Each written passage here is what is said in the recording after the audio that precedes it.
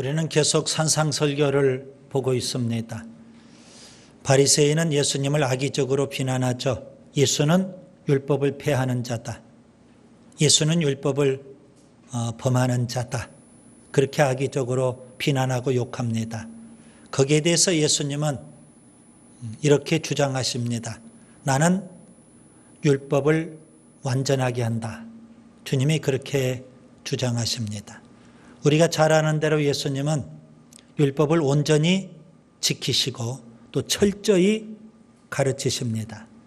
마태복음 5장 19절, 천국에서 큰 자는 어떤 자일까요? 율법을 온전히 지키면서 철저히 가르치는 자, 그런 자가 천국에서 큰 자입니다. 마태복음 5장 21절부터 48절까지 예수님은 6개의 율법을 예로 들면서 율법을 새롭게 해석하여 가르쳐주고 계십니다. 그래서 바리새인의 잘못된 율법 해석과 예수님의 새로운 율법 해석 아주 선명하게 대조를 이루고 있거든요. 여러분 5장 19절 말씀이 기준이라고 했습니다. 천국에서 큰 자는 율법을 온전히 지키고 철저히 가르치는 자. 그래서 예수님의 새로운 해석을 통해서 예수님은 얼마나 율법을 온전히 지키셨는지, 그리고 또 율법을 얼마나 철저히 가르치시는지 우리가 배울 수 있을 겁니다. 우리도 예수님을 본받아서 율법을 대충 적당히가 아니라 온전히 지키고 또 철저히 가르치는 제자가 될 수 있기를 바랍니다. 지난 시간 저는 바리새인은 하나님의 계명을 사람의 계명으로 가르쳤다, 그렇게 말씀을 드렸습니다.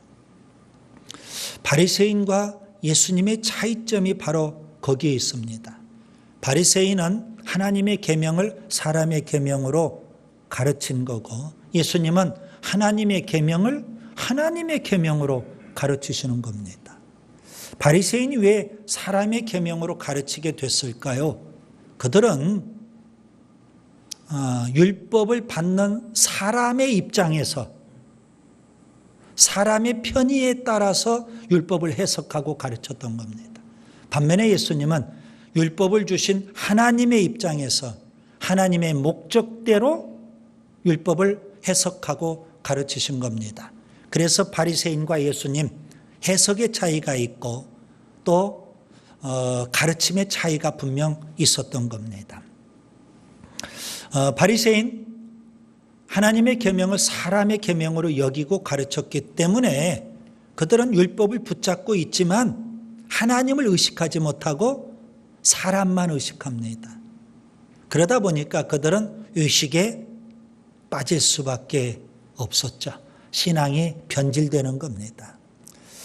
지난 시간 제6계명 살인하지 말라는 계명, 예수님의 첫 번째 율법 해석을 우리가 살펴봤습니다.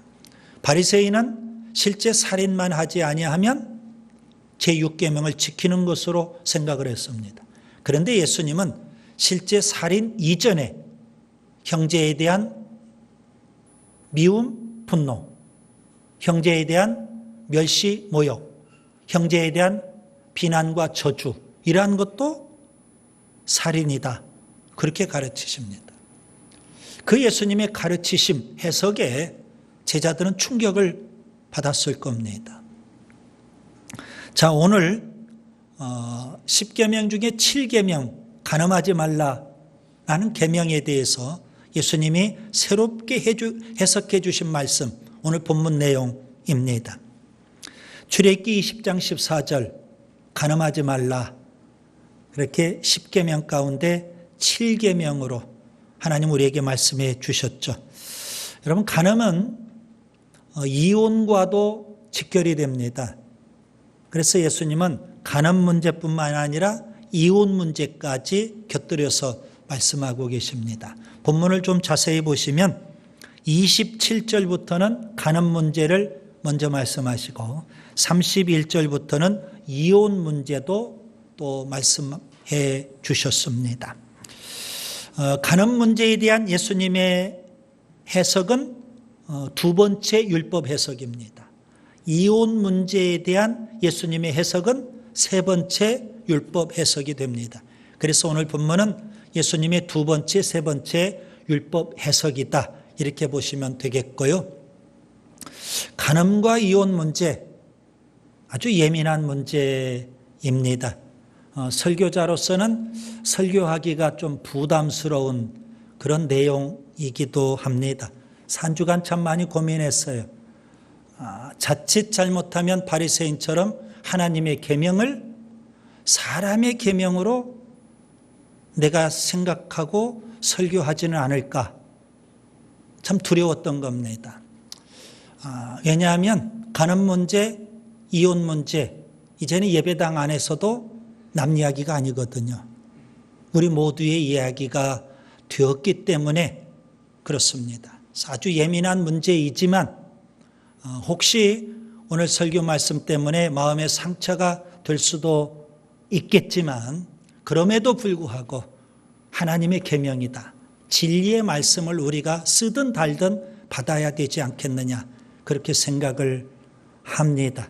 그리고 혹시 거기에 저촉되는 분이 있다면 지나온 과거는 잘못된 건 잘못된 것으로 하나님 앞에 회개하고 오늘 이후 나에게 주시는 말씀으로 또 새롭게 적용할 수 있기를 바랍니다. 오늘 본문을 통해서 저는 세 가지를 말씀드리려고 합니다. 첫째, 지난주와 동일합니다. 바리새인의 잘못된 율법 해석입니다. 본문 27절. 또 간음하지 말라 하였다는 것을 너희가 들었으나 바리새인은 실제 간음만 하지 아니하면 순결하다. 제7계명을 지킨다.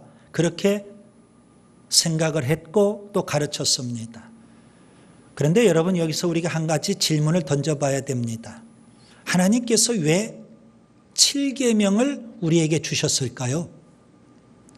7계명을 주신 근본적인 목적은 어디에 있을까요? 우리가 순결하게 살면서 경건한 가정, 건강한 가정을 세우라는 의미가 거기에 담겨 있는 겁니다. 하나님은 우리의 가정이 경건한 가정, 건강한 가정 되기를 원하십니다. 여러분 우리 가정에 성적인 타락이 들어오면 가정은 깨지는 겁니다. 우리의 가정에 음란의 영이 들어오면 가정은 파괴되는 겁니다. 하나님은 경건한 가정, 건강한 가정을 원하셔요. 그런데 음란이 들어와서 가정이 깨지는 것도 문제예요. 그런데 더 심각한 문제는 뭘까요? 간음 때문에 가정이 깨지는 것, 이거 문제인데 더 심각한 문제는 이겁니다. 사람이 인위적으로 가정을 깨고 있더라는 겁니다. 본문 31절입니다. 또 일렀으되 누구든지 아내를 버리려거든 이혼 증서를 줄 것이라 하였으나, 여러분 이 말씀을 보면 그 당시 사람들이 이혼을 아주 쉽게 여기는 풍조가 있다는 것을 우리가 짐작할 수 있을 겁니다. 결혼을 했는데 어느 순간 남편이 이제 아내가 싫습니다. 그래서 아내에게 이혼 증서 하나를 써주면서 아내를 쫓아내 버립니다. 쉽게 이혼하는 거죠. 그리고 새로운 여자를 만나서 재혼하고 또 아무렇지 않게 삽니다. 그러면서 간음하지 말라는 제7계명을 나는 지키고 있다. 또 그렇게 생각을 합니다. 물론 신명기 24장 1절에 아내에게 이혼 증서를 써주고 집에서 내보내라는 말씀이 있습니다. 왜 모세 그 시대 때 하나님은 이혼 증서를 써주고 내보내라 그렇게 율법의 말씀을 하셨을까요? 여러분 고대 세계에 여성은 인격적인 존재로 대우를 받지 못했습니다. 그래서 모세는 최소한 재판을 통해 이혼 사유를 밝히고 그 이혼 사유가 합당하면 이혼 증서를 쓰고 아내를 내보내라, 그렇게 가르쳤던 겁니다. 이 말씀은 얼마든지 이혼해도 된다, 그런 의미는 아니지 않습니까? 여자를 너무 쉽게 버리지 마라, 최소한 여성의 인권을 보호해줘라, 그런 의미죠. 게다가 간음을 하면 율법에는 돌로 쳐 죽이도록 되어 있습니다. 그런데 아내 싫다고 이혼증서 써주고 내보내는데요, 만약에 이혼증서도 써주지 않고 내보내버리면 사람들이 그녀를 어떻게 여길까요? 간음한 여자로 오해할 거 아니겠습니까? 그러면 돌에 맞아 죽는 겁니다. 이혼증서가 있다면 최소한 사회에서 보호는 받을 거 아니겠느냐. 그래서 고육지책으로 이혼을 허용했던 겁니다. 그런데 바리새인은 그 율법을 악용합니다. 아내를 버리고 싶으면 얼마든지 이혼 증서만 쓰면 된다, 그런 식으로 생각했고 또 가르쳤던 겁니다. 그들은 심지어 이혼 사유를 좀 더 폭넓게 적용을 했어요. 예를 들면 그들이 말하는 이혼 사유가 이런 것들입니다. 아들을 낳지 못한 경우, 이건 이혼 사유입니다. 사람 앞에서 남편을 무안 주는 경우, 이것도 이혼 사유입니다. 심지어 이런 경우도 있습니다. 요리하다가 음식을 태우는 경우, 이거 이혼 사유입니다. 더 심한 것은요, 음식을 너무 짜게 만드는 경우, 이것도 이혼 사유가 됐던 겁니다. 탈무드에 보면 잠자리를 같이 하지 않는 경우도 이혼 사유가 됐어요. 그런데 바리새인들은 뭘 가지고 또 논쟁하냐 하면 며칠간 잠자리를 하지 않으면 이혼할 수 있느냐, 이겁니다. 샴마이 학파는 2주라고 주장했고 힐렐 학파는 1주라고 주장하기도 합니다. 그 시대 참 나쁘죠? 악하죠? 그 시대만 그럴까요? 예수님은 우리가 살고 있는 이 세상을 뭐라고 표현하셨을까요? 악하고 음란한 세대라고 표현하십니다. 성적으로 너무 문란하고 도덕적으로 너무 타락한 세대에 우리가 살고 있는 겁니다. 그렇기 때문에 알게 모르게 직간접적으로 성적인 유혹, 음란, 이러한 것에 너무 많이 우리가 노출되어 있습니다. 20세기 후반은 또 성의 혁명이 일어나게 됐죠. 그래서 성에 대해서 개방적인 태도를 취합니다. 젊은 세대, 특별히 결혼 안 한 처녀 총각, 결혼한 유부남 유부녀 할 것 없이 성에 대해서 아주 개방적입니다. 심지어 젊은이는 이렇게 생각하기도 합니다. 결혼과 성은 별개다, 이겁니다. 그래서 혼전 순결, 이건 이제 남의 이야기, 사전에나 있을 법한 이야기가 되고 말았습니다. 여러분, 동성애도 점점 만연되어 가고 있죠. 광장, 시청 광장에서 공견하게 동성애를 조장하고 있는 듯해요. 그런데 여러분 아셔야 됩니다. 분명한 것은 혼전 성관계 죄입니다. 동성애 성적 타락의 극치입니다. 아주 음란하고 타락한 세대에 우리가 살고 있는데요, 우리의 가정이 위태위태할 지경입니다. 게다가 이혼도 쉽게 생각합니다. 그러니 가정이 깨질 수밖에요. 주님은 7계명을 주셨는데 사람이 인위적으로 바리새인처럼 율법을 악용함으로 7계명을 범하고 가정은 깨지고 그런 세대가 되고 말았습니다. 둘째, 예수님의 새로운 율법 해석입니다. 간음 문제를 지금 말씀드리고 있는데요. 성경에서 간음은 세 가지가 있습니다. 첫째, 육체의 간음이 있죠. 육체를 범하는 경우 성적으로 간음입니다. 사무엘하 11장에 다윗 왕 그는 우리야 장군의 아내를 범했습니다. 육체를 범한 거죠.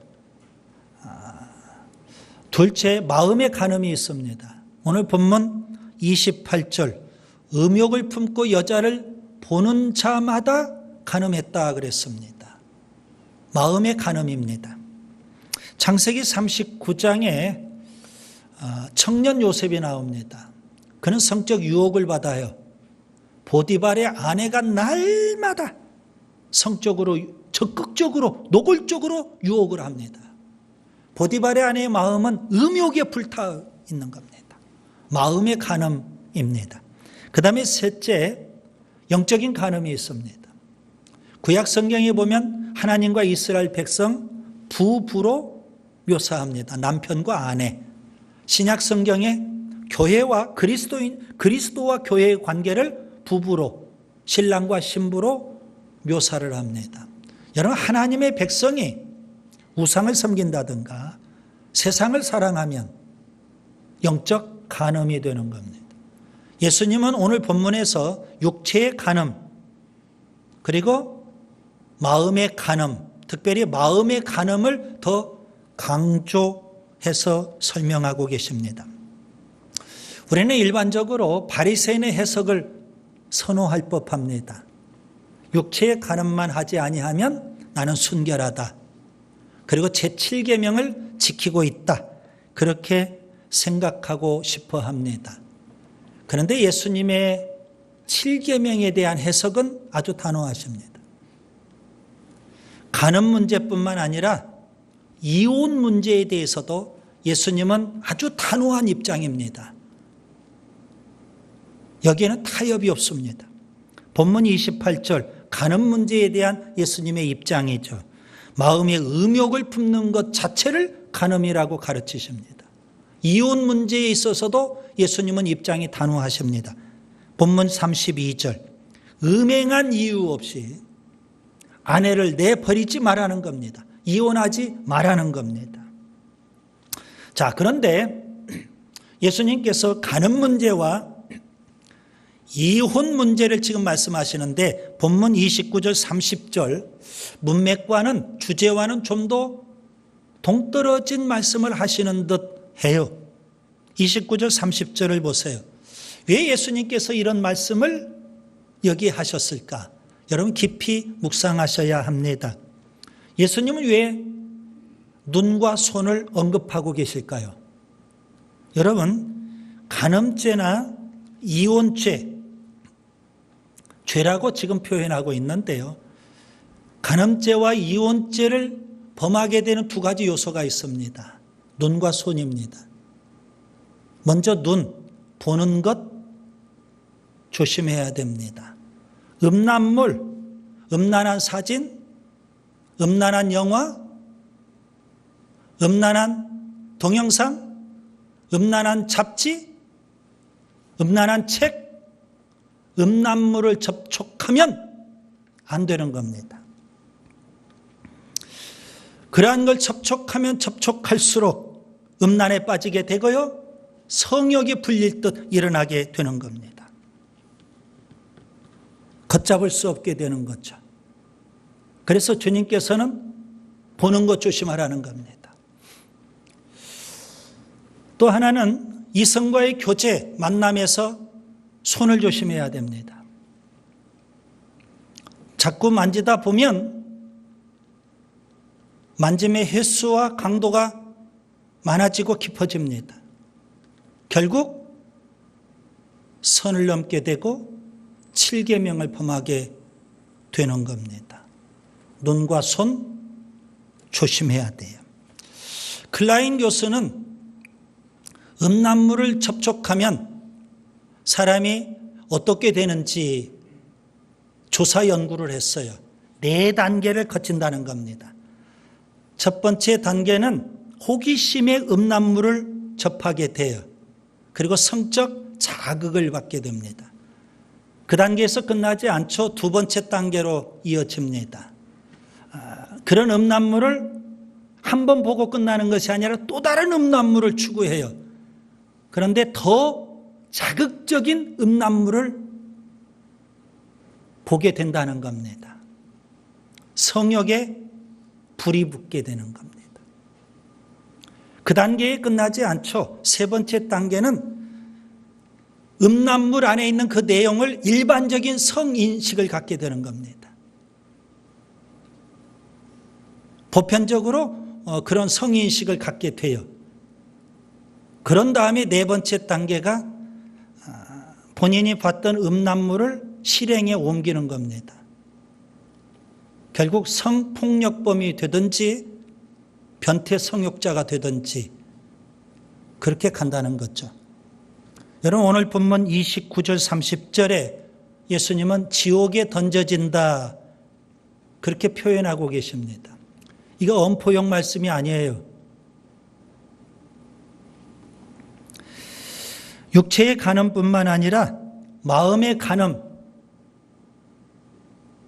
지옥불에 던져질 정도로 심각한 죄, 무서운 죄라는 것을 주님이 말씀하고 계시는 겁니다. 아마 예수님의 제자들이 예수님의 7계명에 대한 해석을 들었을 때 그들은 충격을 받았을 겁니다. 셋째, 7계명을 철저히 준수해야 합니다. 여러분 예수님은 서두에도 말씀드린 대로 율법을 온전히 지키시고 철저히 가르치십니다. 그 예수님의 가르침대로 우리가 7계명을 지켜야 되지 않겠습니까? 그런데 우리는 여전히 바리새인의 해석과 가르침을 선호합니다. 다만 육체의 간음만 없다면 나는 순결한 것이고 7계명을 지키는 거다. 그렇게 여기려고 합니다. 예수님의 새로운 가르침 주목해야 됩니다. 7계명의 진정한 의미가 무엇인지 예수님을 통해서 우리가 배운다면 마음에 깊이 새겨야 됩니다. 그러면 우리가 7계명을 온전히 준수하기 위해서 어떻게 할 수 있는지 세 가지 방안을 찾아볼 수 있습니다. 첫째, 성적인 유혹을 피해야 합니다. 여러분 성경에 보면 시험을 이기는 두 가지 방법이 있어요. 하나는 피하라 그랬고 또 하나는 대적하라 그랬습니다. 뭘 피하고 뭘 대적해야 되는 걸까요? 야고보서 4장 7절 마귀를 대적하라 그랬습니다. 베드로전서 5장 8절과 9절 너희 대적 마귀가 우는 사자같이 두루다니며 삼킬 자를 찾나니 너희는 믿음을 굳건하게 하여 그를 대적하라. 마귀는 대적해야 됩니다. 반면에 피해야 될 게 있습니다. 정욕을 피해야 됩니다. 디모데후서 2장 22절 너는 청년의 정욕을 피하라 그랬습니다. 여러분 정욕을 피해야 되는데 마귀는 대적해야 되는데 이걸 바꾸면 안 되는 겁니다. 마귀는 자꾸 피하고 정욕은 대적하려고 대면하고 여러분 정욕과 대면해서 정욕을 대적해서 싸워 이길 장사가 세상에 누가 있을까요? 없습니다. 요셉 그는 보디발의 아내가 날마다 성적으로 유혹합니다. 그는 청년 아닙니까? 어떻게 그가 그런 유혹을 이길 수 있었을까요? 보디발의 아내의 이야기 아예 듣지 않으려고 합니다. 함께 있지도 않으려고 합니다. 적극적으로 막 옷을 붙잡고 성적으로 유혹해 올 때 요셉은 겉옷을 벗어놓고 도망가 버립니다. 그래야 이길 수 있는 겁니다. 둘째, 여러분 성적인 유혹만 피한다고 다 되는 거 아니잖아요. 한 걸음 더 적극적으로 나아가서 마음을 지켜야 되는 겁니다. 잠언 4장 23절 모든 지킬 만한 것 중에 더욱 내 마음을 지키라. 생명의 근원이 이에서 남이니라. 여러분 마음속에 음란이 들어오지 못하도록 음란의 영이 들어오지 못하도록 우리 공동체 안에 여러분, 우리의 가정에 음란이 들어오지 못하도록 여러분 막아야 되는 것입니다.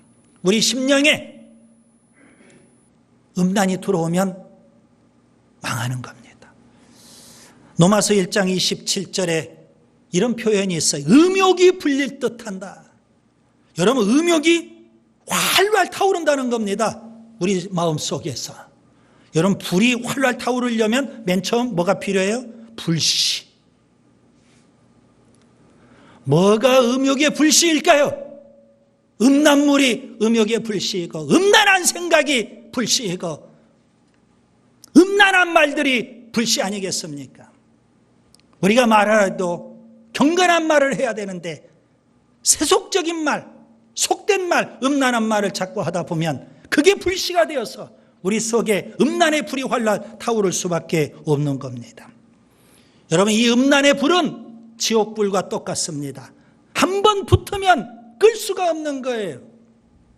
사사기 13장부터 16장에 삼손에 대한 이야기입니다. 그는 하나님의 종이에요. 그 시대의 지도자 사사예요. 블레셋과 적대관계에 있죠. 그는 드릴라를 사랑하는 마음이 불붙었어요. 적대국가 블레셋에 들어가면 죽는 것 뻔히 알면서도 그는 불구덩이에 뛰어들어가요. 끝내는 그곳에서 비참하게 죽고 말았어요. 그 음란의 불을 끌 수가 없는 거예요. 여러분, 마음을 지켜야 되고 가정을 지켜야 되고 교회를 지켜야 되는 줄 믿습니다. 어떻게 하면 이 음란의 불이 아니라 우리의 마음을 경건하게 지킬 수 있을까요? 예수님으로 채워야 돼요. 아멘. 예수님 사랑으로 충만해야 되는 줄 믿습니다. 자나깨나 예수님 생각하고 예수님 더 많이 사랑하는 마음으로 채워야 여러분 음란을 이길 수 있는 거 아니겠습니까? 우리의 마음을 지킬 수 있는 거 아니겠습니까? 그 다음에 세 번째, 성령을 따라 행하여야 합니다. 성령은 거룩의 영이십니다. 우리의 육체도 거룩하게 해주시고 우리의 마음도 거룩하게 해주시는 분 성령님이십니다. 데살로니가전서 5장 23절, 평강의 하나님의 친히 너희를 온전히 거룩하게 하시고 또 너희의 온 영과 혼과 몸이 우리 주 예수 그리스도께서 강림하실 때에 흠없게 보존되기를 원하노라. 여러분, 어떻게 하면 우리의 육체도 우리의 마음도 성결하고 거룩하게 지킬 수 있을까요?